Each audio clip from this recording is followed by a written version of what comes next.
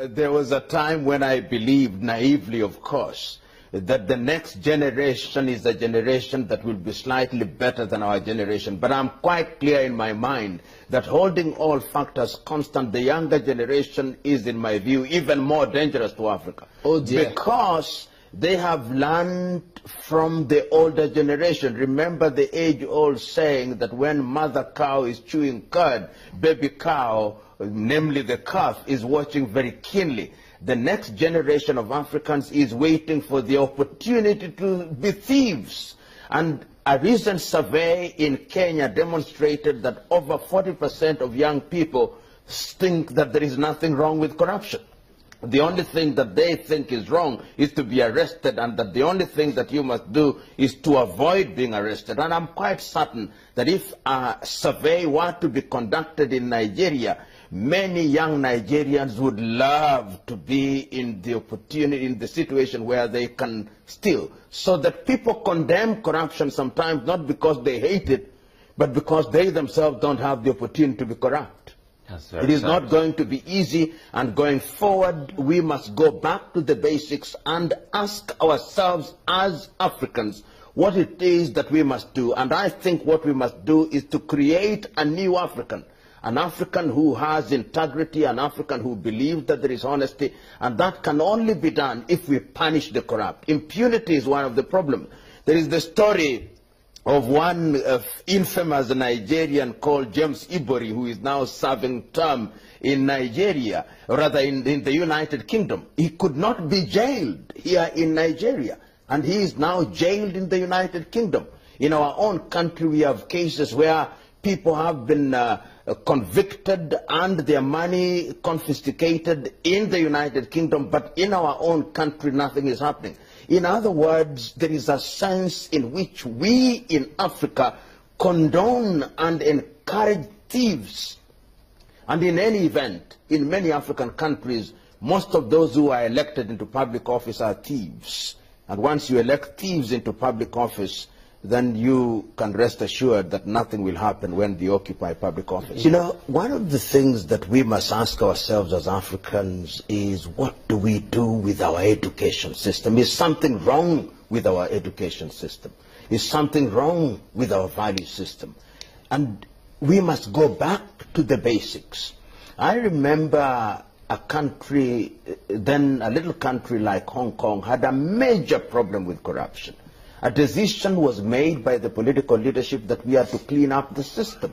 And cleaning up the system meant looking at the electoral process. It meant looking at the education system. It meant looking at all the values of the society and re-engineering those. And once you engineering those, then you create an environment where a new Nigerian who is honest and votary of integrity will emerge. A new Ghanaian, a new Kenyan, a new Zambian. It must be a question of going back to the basics, because in our societies we still respect people who work hard. If today, for example, somebody was a goat thief in rural Nigeria, he or she would not be respected. But the thief who is stealing billions from the Federal Reserve in Abuja is respected. In other words, if we steal money from national government, that is not condemned. But if we steal somebody's goat, we condemn that. We must, in the nature of things, make sure that the things of the 21st century and the things that we relate with our traditional lives are equated, and that a thief is a thief irrespective of what he or she is. The media sometimes is complicit. There is a sense in which African media sometimes celebrates thieves. Sometimes it's deliberately, sometimes it is unwittingly. My own view is that the media has a duty to give the oxygen of publicity to men and women who say the right things. A program such as this is a useful program because it gives me the opportunity to highlight some of the things that I think are critical in the fight against corruption.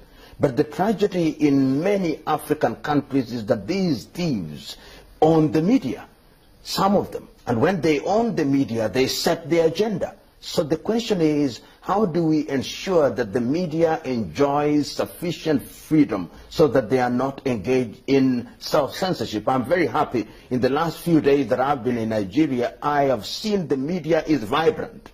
The media is bringing out some of the things that are at the very heart of the Nigerian nation. And I believe going forward, whether it is the print media or the electronic media, they must be used to good effect to ensure that those who engage in activities that are inimical to the country are exposed and remain exposed. The only thing is that the shelf life of exposure sometimes is too short.